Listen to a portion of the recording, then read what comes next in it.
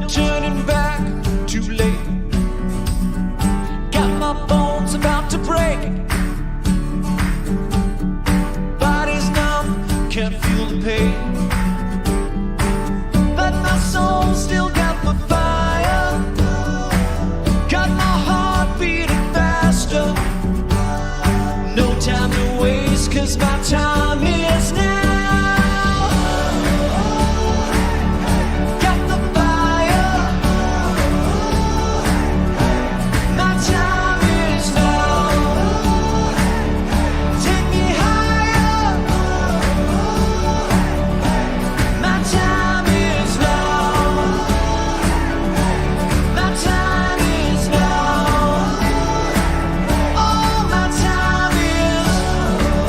Yeah.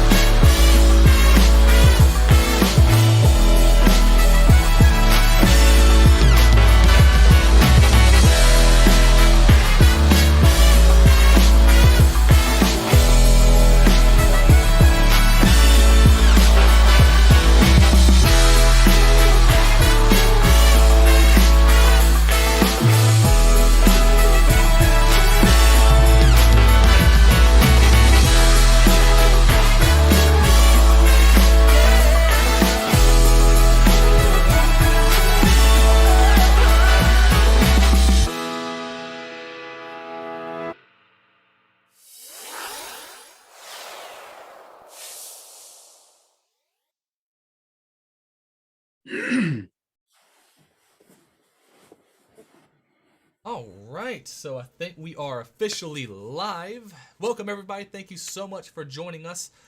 Before we really get started today, I just want to, of course, let everyone know that we are live here on Facebook as well as on YouTube. So if you have any comments you want to be mentioning throughout this stream, of course, put them in the comment section below, and we'll be happy to answer, whatever ones you put down there. And today we really were trying to think of something to really hit at, something that we could really go after, and we kind of had we were trying to go with about two goals that we could really set when we were trying to set up this live stream today. And so one of the things that we were really thinking about is, of course, something that you can take with you today, right? Something that once you get done listening to this live stream, you can implement in your life right then and there and start seeing those results just about instantly, right? Something that can actually be utilized right then and there, whether it be in your personal life or your professional life, however you want to utilize it. And the second thing we wanted to have is something that we could allow you to be able to take a next step in. So if you really enjoy what you hear today, and a little bit we talk about something that we have available that I really think you'll probably really be interested in, and we're really excited to announce, that will really allow you to really delve even deeper into a lot of these topics. So, and what we're going to be really talking about, I'm pretty sure you've already seen it in the title here, is this importance of influence, right? I mean, before we really delve too much into it, I really want you to really think back to the past. And do you really recall, those times when your parents would tell you to stay away from certain people because they were a bad influence on you? Or not to go to certain places because you want to avoid potential problems? The places we go, the things that we do, the people the people in our lives influence who we are. What we do and the results that we end up getting. Things happen daily that have some level of influence on us. Now, along, of course, with actions and words influencing us, each of us also possesses that same power to influence others through our actions and our words. One very simple form of influence is something you probably do daily, and that is just smile. When you walk up to someone or you pass someone on the street, just, kind of smile and nod your head. Of course, they typically will smile and nod their head back. Saying hi to someone will influence them to say hi back. And of course, on the opposite end, if you want to berate someone and just be angry with someone, it's going to get an angry and hostile response back at you as well. It really doesn't matter what situation or event that it is. Influence really plays at some point, just in every day of our lives. Now, before I get too much into weeds with all of this, I do, of course, want to introduce who's always with me here today, Stacy Barnes and, of course, Billy Nail. How are y'all doing? Fantastic. Doing great. Excited to be here. All right, fantastic. Now, Stacy, I know this is something that you definitely talk about quite a bit in a lot of the work you do, of course, when it comes to influence, because obviously, you're working with a lot of different business owners out there, and obviously trying to, I guess that's going to be more in the realm of the professional, right, where you're trying to influence people on the personal level. So first, I kind of want to ask you a quick question before we really delve too much into a lot of the philosophy around influence, and just, what is influence? How would you describe influence? So we've titled this "Learning to Become a Person of Influence," and becoming a person of influence is incredibly important for our success.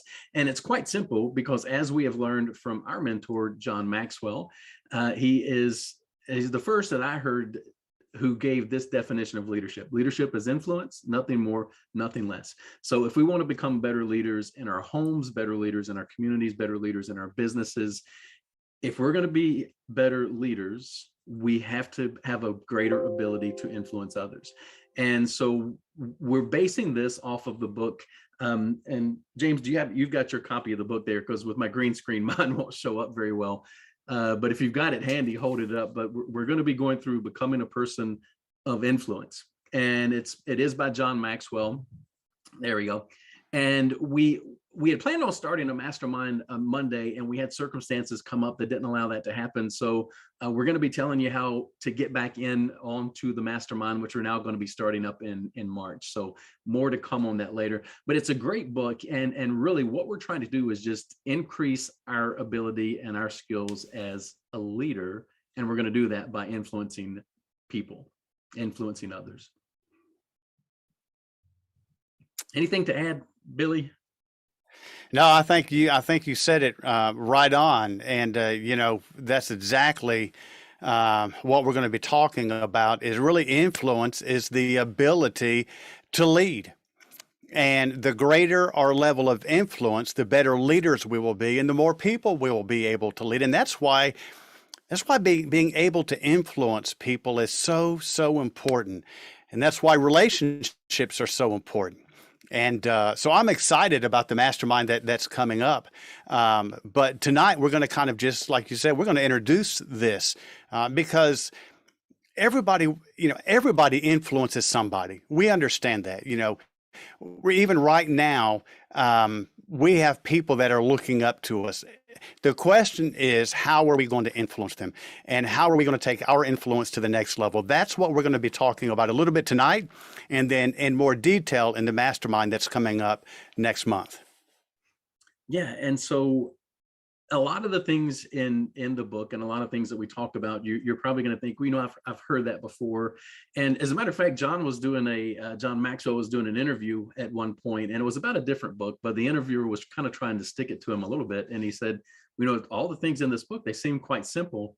And John kind of laughed and he says, well, a lot of the most important things in life are the simple things. And so once we've learned the basics, then maybe we can start to do some other things, but we got to get the basics done right first. And this is really one of the core tenets, one of the real basics of things that we've got to learn is how can we influence better?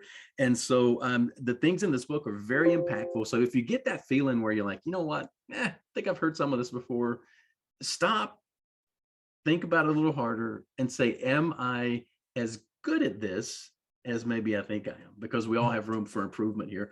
But you were talking about it's influencing others in every realm. And so James, you've kind of been experiencing this lately with my grandson. He's not even a year old yet. Can you tell that just simple things are already influencing him that you do? Oh, definitely.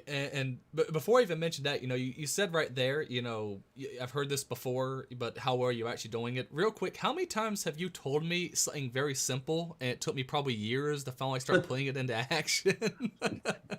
Yeah. I'm in a good mood now. Don't take me back to those days. Hey, but the truth is, we learn from repetition. I mean, we have to hear it over and over. We feel like we have to tell it to our kids 1,000 times, but I'll be honest with you, as adults, we have to hear it over and over too. Well, and more importantly, we have to hear it over and over, but a lot of times if we can just see it, we'll catch on a whole lot quicker. So modeling these behaviors is really where it's all at for being a really strong leader. And that's kind of what I think you're probably seeing some already, right, James? Yeah, so it's really funny because I think I've discovered a lot of my own bad habits because I now am influencing in some way, of course, my kid. So, my son's only about, around 9 months now, soon to be probably around 10 months here coming up. And the funny thing's happening where, of course, he's at age now where he's crawling around a lot. He's trying to stand up, and he's also trying to grab and do whatever it is me and his mom are doing. And the scary part about that is how much he loves to grab our phones.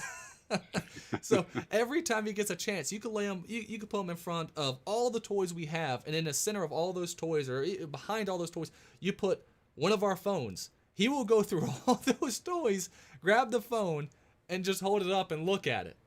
And I'm like, okay, this is a bad habit. Clearly, me and his mom are on our phones way too much, right? It means that we really need to, probably work on how much we're on our phone. Now, admittedly, sometimes we're doing stuff like video calling y'all so that y'all can actually see him, and so maybe there's some association there too. But yeah, it has allowed us to realize some of our own shortcomings in what we're doing through our day. So an interesting thing did happen recently. You mentioned the book study that we're going to be doing here coming up, and because of that, of course, I've been going back through the book, right? And I was in his room, I was reading the book, and he has this habit of going to his bookshelf and just kind of ripping stuff out and then walking away or kind of crawling away.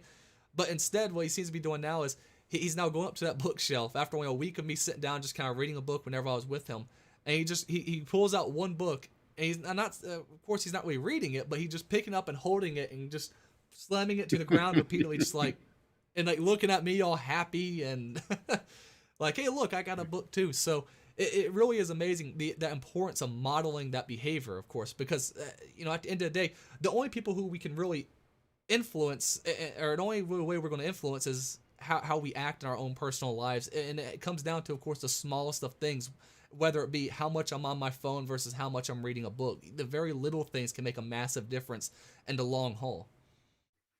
So Yep. if we think through this, whenever we do this and do the trainings around this in big groups, we always ask the question, think back to a person who had a really great amount of influence on you. So if you could have one or two people in your life through your life, who are the ones that had the greatest influence?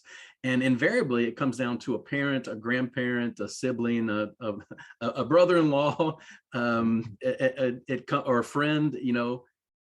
Almost never is it my boss or someone who has a position above you in a working relationship. It's rare that that's the case. And yet, if we were to go to the dictionary, you would think that the entire definition of leadership is based around a title or a position or something like that. But the people who influence us the most generally are going to be the friends and family relations and those that are in that circle of 5 people with whom we spend the most time. And so what we have to start doing is how can we take understanding that and then applying it and acting maybe a little bit different in our work life to get better results, better connections, because we don't want to use this to manipulate anyone. We just want to be able to dig that deeper connection with the people that we work with so that we can all accomplish more together. So when you were thinking through that, and Billy, I'll come to you on this one. Has that been what you found as you go around teaching it, that usually people are more influenced by that close circle? Oh, absolutely. Absolutely. People have to see what you do. People hear what you say, but people will do what you do. And it is that close relationship, building a strong relationship, building a loving relationship, a caring relationship. When people know that you care for them, people know that you love them. As a matter of fact, I taught this tonight in our Bible study class at church just a few minutes ago. We're going through the book of Proverbs, and one of the things we're talking about is relationships. And one of the things that Solomon teaches in Proverbs is that if we're going to get anywhere in life, it's going to be through relationships. And so the key to influence is building strong relationships. And so you have to do that in a smaller group. You have to do that, in a more intimate setting. And but as we grow in our influence and leadership ability, the more people that we can influence. But you're right about a lot of people think that, well, once I get the position, then I can influence people. But that's not true. Matter of fact, Maxwell talks about the fact that if you try to lead by position, you're actually leading at the very lowest level. That is the lowest and the poorest level of trying to influence people. And the thing about it is, if you say, well, you know what, when I get the position, then I'll learn how to lead, or then I'll learn how to influence. But here's the problem with that. Once you get the position, you only have a small amount of time. There's just a small little gap that people are watching you. And if you cannot influence, if you cannot lead, then they're not going to follow, and they're going to see that's going to come through. So if you really want to be a good influencer, once you get the position, you got to start learning how to influence now. You can't wait till you get the position. You need to start now to learn how to lead and learning what influence really is and how to influence others, so that when you get the position, you're off to a good start. Does that make sense? Yeah, and once the plaque goes on the door, it may be too late if we're not careful. So yeah, we have to plan ahead. And the exercise that I always love doing when it comes to this idea of who do we influence is, so if you're listening to me right now, get a piece of paper, and on that piece of paper, draw a circle, and draw a fairly big circle on your piece of paper. And in the center of that circle, draw another circle, a smaller circle in the center. And in the smaller circle, just write the letters ME, because that's me. So that the center circle is you. So when it comes to leadership, we're going to start on the inside first. It has to start with me. And that's kind of what you're getting to there, is we have to do the work ahead of time to be prepared, to have the skills, the knowledge, and everything that we need to be the best leader and the best influencer we can possibly be. So when we start with that circle, we're the first person we have to influence. Now, the way we influence ourselves is with very intentional action. It's with what we read. It's with whom we hang out. It's with what we allow to go inside of our brains, with what we watch on TV, what we watch on our phones, and everywhere else that we have available to watch stuff these days. We have to be very careful with what we're putting in there. We have to lead and influence ourselves first. Now, from that center circle that's me, draw an arrow that points down. So this is like a compass. This is called the leadership compass. So point it to the south. And that arrow that points down, that is leading people that report up to you. So if you've got a leadership position somewhere and there are people that look to you for guidance, that is your positional leadership. They're people who maybe you are responsible for their check, or at the very least you're responsible for their for their key results to determine whether they're going to get paid more or something like that. Now that's what we said is the absolute lowest level of leadership, because the reason they're following you at that level is because you wield some sort of power over them, whether it's the paycheck or the quarterly review or whatever it may be. So it is important that you have a proper relationship at this level, so that you're not just leading from a position of power, but you're leading from a position of relation, a position of a team that you've built that's going to work together to accomplish something greater than you either or any could do on your own. So we don't want to take that positional leadership for granted. Just like you said earlier, we want to make sure we prepare for that, and we're the absolute best leaders we can be. Now, from the south, so that was the arrow pointing south. Now draw arrows pointing east and west, and that's going to be leading your peers, because we lead ourselves, we lead the people that report to us. We also lead our peers, who, if you looked at an organizational chart, they'd be on the same level that you are. But it's really important. And you might think, well, they're leading, doing their own thing. I'm leading, doing my own thing. What am I going to do to lead them? Well, what we're going to do to lead them is we're going to be the absolute best support that we can. We're going to share information, what's working, what isn't working. We're going to learn from them and learn together with them. And we're going to do what we can to help them grow and become the best leaders they can be. Leadership is really about people. Management is about systems and processes. Leadership is about people.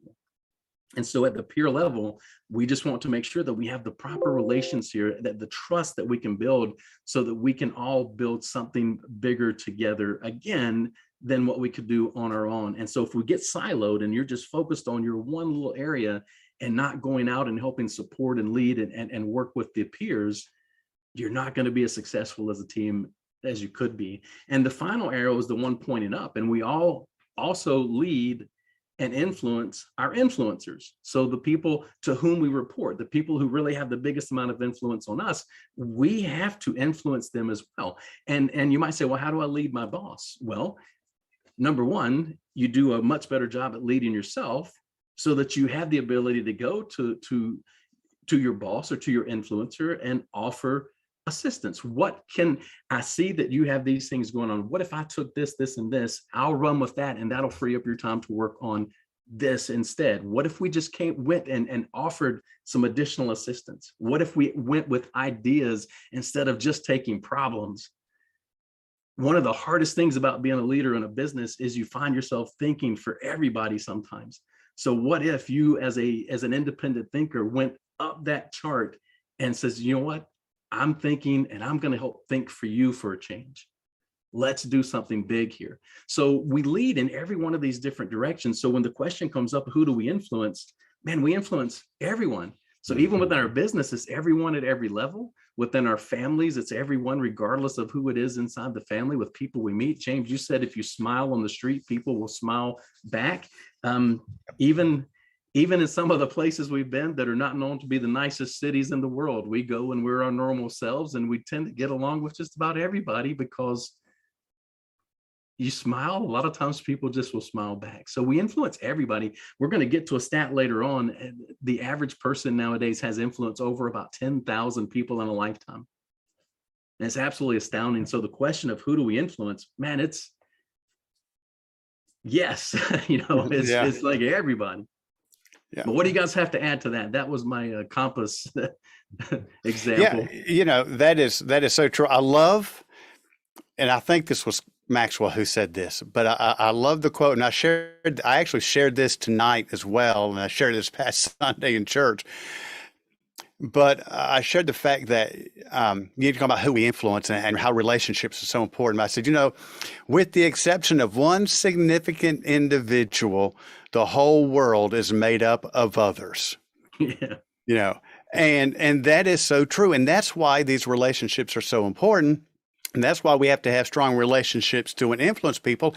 And so therefore it cannot be positional. And here's the thing, you mentioned that when we talk about the horizontal, the peer influence, and some people will say, well, why do I need to learn and grow in my leadership and influence with my peers? Because, some of them may think we're kind of in competition anyway, with one another. But here's the thing. There may come a day when maybe you get promoted and all of a sudden now you're the supervisor of those peers. You cannot wait until that happens to become a good influencer. If you are a good influencer while you're on that level with them, when you get the position, they're going to much more be ready to follow you because they've seen that you have the ability to lead, the ability to influence. I had an interesting conversation the other day. I went of our county human resources personnel, and one of them was discussing with me a problem they were having in their organization of people who were being promoted to manager positions, to a little higher position. But the problem was it was creating conflict with the ones who were their peers, but now he's the boss or they're the boss, because now they're trying to micromanage. They're trying to lead by position. They're trying to lead by intimidation instead of really influencing them. And it's really about building those relationships and starting now. Don't wait till you get the position. And so, yeah, I think that's right on. I think the leadership compass was a great illustration for defining that. I think the number is about 90% of anything we accomplish in our life is going to be dependent in some way on other people. That's right. Exactly right. And I think it also goes to show just the importance of having that integrity with that influence, right? You talk about it being at the smallest level, and even before you're at that before you're actually into that position of what traditionally would be deemed leadership, having that integrity at the lower level, what would be deemed the lower level, while you're building up that influence before you take on that higher position, that's really what's going to make the big difference, right? Because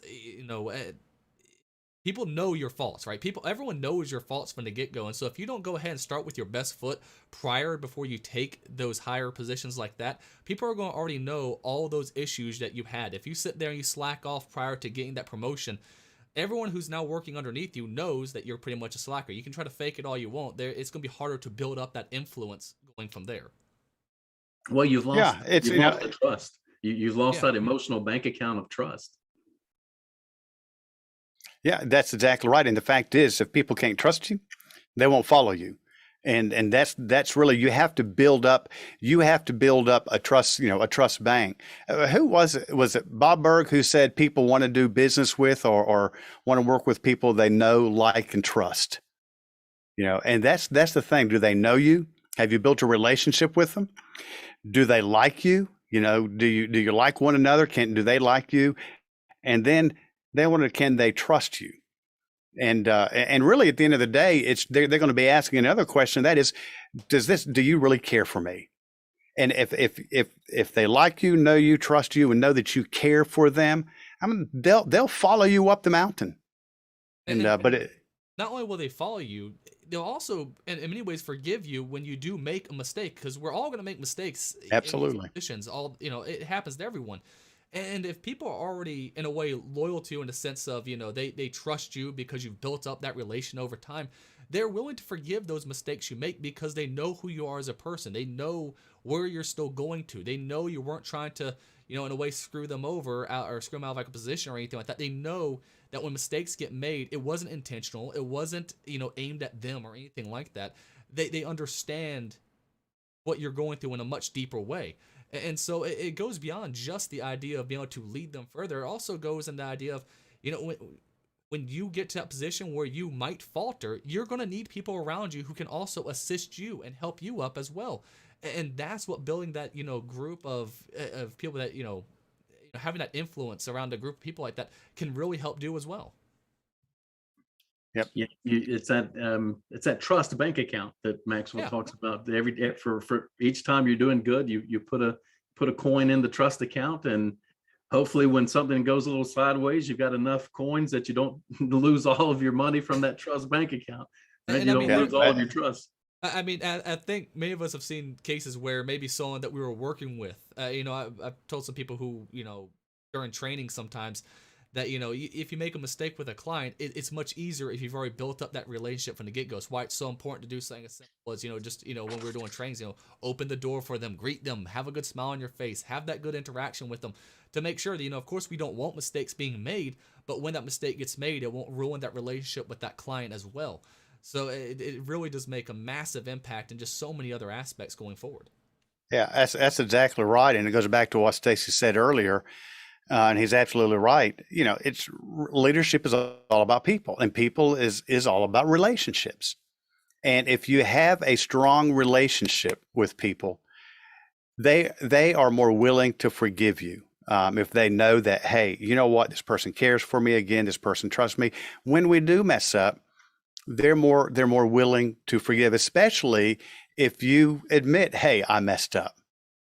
And they see that, and that's how you build those relationships, and that's how you influence people, because people will trust leaders who know their faults and admit their faults and say, yeah, you know what, I messed up here. This is my fault. This one's on me.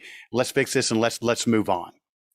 And a lot of people have the habit of trying to hide some of those faults sometimes, and it's like, who are you fooling? The faults of your boss, and guess what? The people who are beneath you, and again, when I use the term beneath, I don't actually truly mean it, because let's face it, a lot of times it's the people who are, in positions that are lower than us that are really doing a lot of that heavy lifting.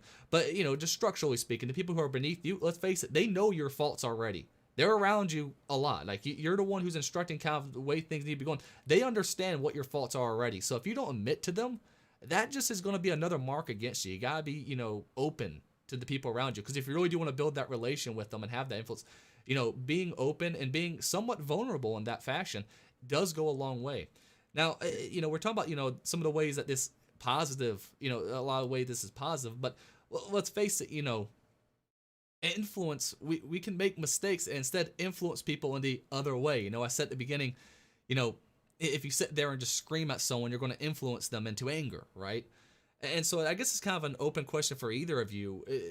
Obviously, without listing any names or anything, have you really seen cases where maybe working with someone or talking with someone and you saw that, they might have thought they had good leadership skills and good influence over the people they were working with, but it was pretty clear what they were really doing is having a more negative influence on all of those around them? No, it happens all the time, and you can see it pretty much anywhere you look. So whether it's again, we can look at church leadership, we can look at political leadership, we can look at business leadership. You see it all the time. And what it comes down to is that leadership by position too often ends up being leadership my way or the highway type of command leadership. And then that turns into micromanagement. And if you really want people to do exactly the opposite of what you want them to do, try telling them exactly what to do. It just doesn't work. Leadership is not that's just not what good leadership is. And so if it's that my way or the highway, number one, it stunts your ability to build the relationship with others. But even worse than that, it stunts your creativity of your entire organization, because now you've got a culture of people who are unwilling to come up with new ideas because they just know that you're already going to shut them down. So what they're going to do is they're going to do the least amount possible that they can do to still get a paycheck, and not lose the job. And you're going to get to thank for everyone because of just a poor leadership technique. And Yeah, that's exactly right. I've seen that happen. I've seen leaders who lead from position, who lead from intimidation, and that my way or the highway. And you're exactly right. It really does shut down people's creativity, or at least people coming and saying, "I have this idea," because every time they've done that in the past, they've been shut down. They've been closed out. Say, "Nope, this is my way. It's my way or the highway." And so they stop. And here's the sad thing about that is they stop growing themselves. And the very thing that leadership does is to help others grow to be their best. But when you lead from position, you're actually doing just the opposite. You're stunting somebody else's growth, and very poor leadership. And a lot of new leaders fall into this, and just because they've gone from a position where they were doing the job and doing everything, and then they get put in a position of leadership because either they were doing the best job or maybe they're the person with the most experience or whatever. And so they continue to try to do everything. And so when somebody comes up to them with a question, instead of leading and guiding and coaching that person, they just do it. They just answer it. They just take over, and they never grow a team around them. They're just on their own.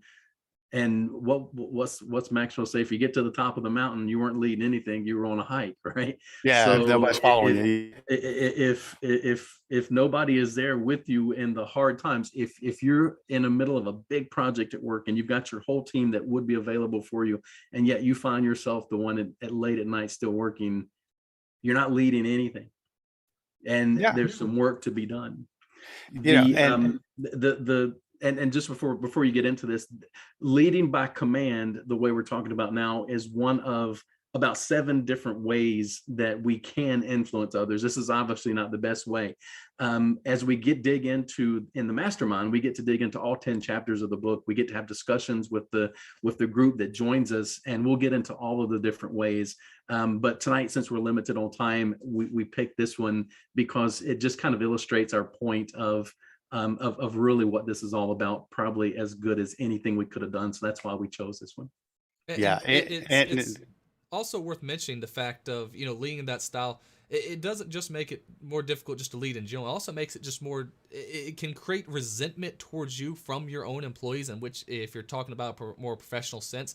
And I think many of us have seen it where, a manager might be there that, a lot of people don't like. And what happens? Everyone starts slacking off. People start trying to find ways to get back almost at their manager for their poor leadership, right? And it sounds kind of silly, but I've seen people do something as simple as, oh, I'm going to take a longer bathroom break just because, don't care about that guy, right?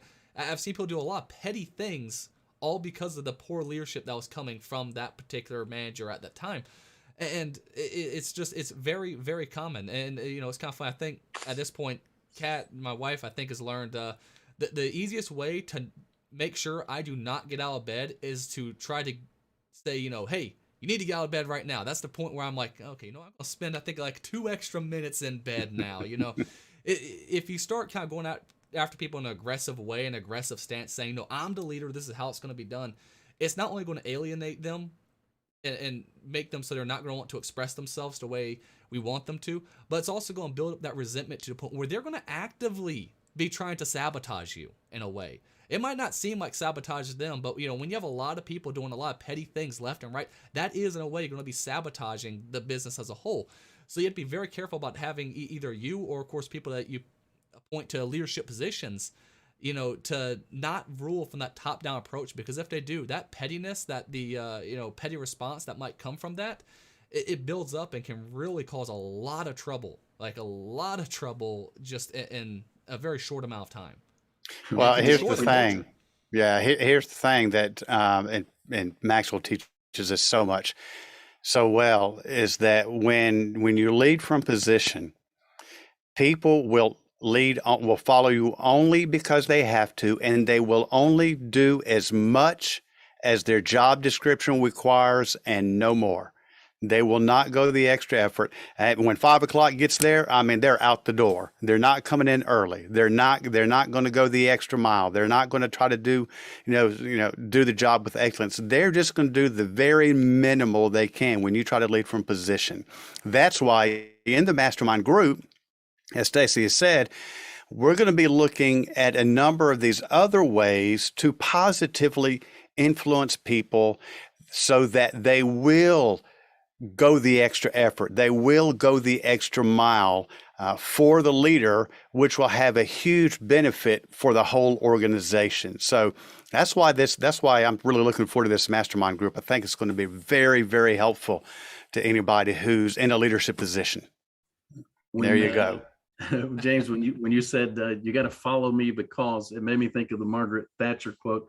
She said, being a leader is like being a lady. If you have to tell people you are one, you aren't. That's right. That's exactly right. Yeah. And for a more pop culture version of that, when Tywin Lannister yells at Joffrey, a person who says, I am the king is no true king.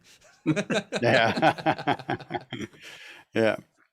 So yeah. we can't go one entire webinar here without a nerd reference from James. So that you got it. There you go. That's right. If you could see this tech setup I have to make sure all this even partly runs, of course I'm going to make some nerd references here and there. So one of the things that we're going to do in this mastermind is we're going to not only look at these, positive ways to influence, but we're going to actually get practical. How can we positively influence people? And so I'd encourage those listening, if you really want to take your influence and leadership to the next level, man, this is get on with us and join those others that are involved in this. And we're going to mastermind this topic, and it's going to be very, very helpful.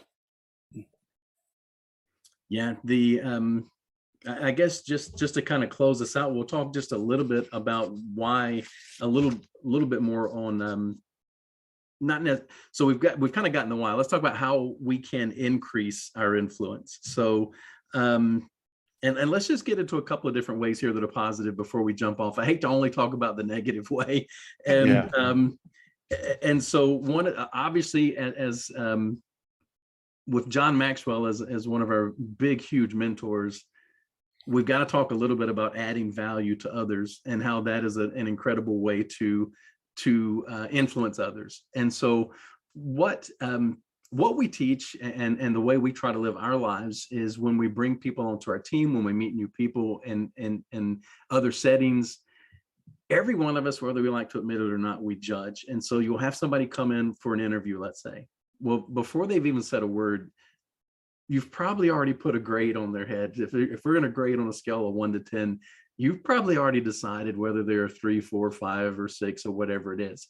And I'd be willing to bet there's a lot of times that after we've done that, we realize later on that we were wrong. But we all do that. And so this idea of adding value to others means we have to get better at actually placing value and feeling that others really do matter. And so what I'm going to just implore you to do is, and again, especially in the business setting with your team, treat everyone as if they're a 10 and let them prove you wrong. Don't do the opposite. Don't go with that first judgment. What I see all the time is a team of people that are being treated like 3s and 4s. And if that's the way you treat people, that's really what they're going to do. They're going to be 3s and 4s. So we have to, I want you to empower them. I want you to give them more than maybe you think they're ready for, but definitely more than what they think they're ready for. And by doing that, we actually add value. Now, sometimes it's from a place of goodness of our heart. We've got these things, and there's so many of us that struggle with delegation. And one of the reasons we struggle is I feel guilty giving this away. When in reality, what we could be doing is empowering someone else to learn a new skill, to learn a new task, to build themselves up instead of just hoarding everything to ourselves. So something as simple as a delegated task can be a way that we add value to others, but to our family, to our spouses, to our kids, our parents, our friends, our coworkers, every single day, our first thought should be, what can I do to add value to somebody that's important in my life today? And if you would follow that one simple rule, your ability to influence others is going to go up in a very positive way. And what do you guys think about adding value? So I will say that, I've seen a lot of companies do this, but I've seen also a lot of people not really care when doing this. They'll go up to an employee and ask them, okay, so where do you want to be, in like, 2, 3, 4 years or what, that basic question that a lot of us hear. Reality is that's a great question to actually really be asking someone who's an employee, right? Figure out kind of what are their ambitions and goals. The difference is, unlike what a lot of people do, unfortunately, a lot of people, they ask the question, but they don't care about the response. It's just it's supposed to be kind of that thing you're supposed to do. No, actually care about what their response is. Figure out what is their interest, what is their ambitions, what is it that they really desire and really want, and then try to help them get to that level.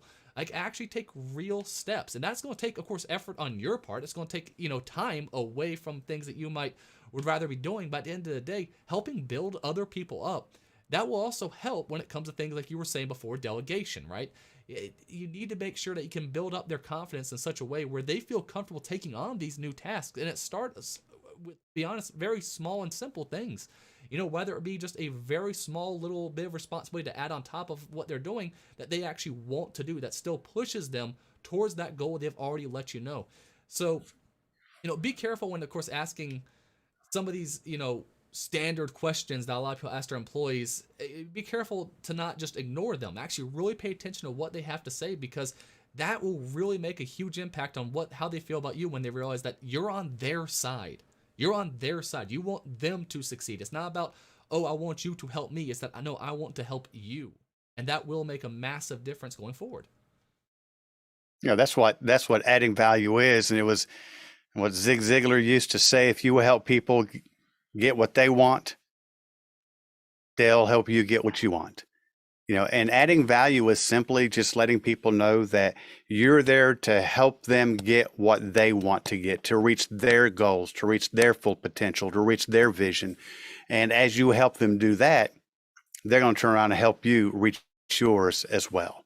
And I do want to add just one more thing to that too. Right now, it's easier than ever to add that value. I know we like to think sometimes that, like, right now is not like, we're like, right now we're distant, right? We're on Zoom right now. We're all across the entire state of North Carolina at this point. We are from the coast all the way over to the mountains at this point of North Carolina. So it seems kind of weird to say now is the easiest time to, but also think about it. Right now, everyone is so distant from one another. Everyone is, they don't really feel that connection with their friends anymore. You see it all the time on Facebook or Twitter or any of that stuff where people are posting stuff like, I used to have all these friends and now I just don't really spend time with anyone. People are desperate right now to feel valued. People are desperate right now to feel that someone out there actually cares about them. Now is actually the easiest time more than anything else to do. Just the smallest bit of goodwill to someone can go a much further away than it used to. It used to be you had to sit there and go and buy them a full dinner and all this stuff and take them golfing and all sorts of stuff, which, don't get me wrong, I will gladly go golfing if anyone want to ask me to. But if you do something even just as simple as it's their birthday, I'm going to send them a gift card and give them a phone call and say, hey, happy birthday. Really appreciate everything you do. Hey, here's a gift card for, $10 for Starbucks. Very little things will go a long way in today's world, because let's face it, in today's world, a lot of people feel very isolated from everyone else around them. Well, and it's the most connected world we've ever had, and the most disconnected we've ever been as a people. Yeah. And it's so you're right. It doesn't take as much to stand out and add value to others as maybe it once did, but it doesn't mean it's easy, because it has to be very intentional. It has to be something that we put some effort into, and it needs to come from the right motivation. And so because we can read right through if you're not doing this with the right heart. And so it has to be done from a really good place. But what the statistics will tell us is that there's an entire generation of people now who they just have lower self-esteem than what the previous generations have. And in our workplace, even right now, there's 5 generations of people that are trying to get along with each other, because there's still some builders that we're working with, and boomers and Xers and Gen Z and millennials. Yep, that's right. And now the alphas are coming up, and everybody has these different feelings. And so now, as a leader, it's getting even more difficult, because you got to manage all of these different expectations And now, since we've had this pandemic, there's a huge expectation and a huge desire for flexibility. So we can't be the dinosaurs who just keeps leading and influencing the same way we always have. We have to learn to speak the right language to the people to whom we're speaking. We have to learn to exhibit and model the right behaviors. One of the most difficult things we'll ever do as a team leader or a business owner is to develop the culture that we want to develop. And your culture is absolutely essential to your success. The culture will make or break anything. And so, and it's very difficult to build a culture. And this idea of adding value and empowering others, that's one of the most powerful, impactful things you can possibly do to build the winning culture that you want to build. And that's where, of course, also the importance of vision really is.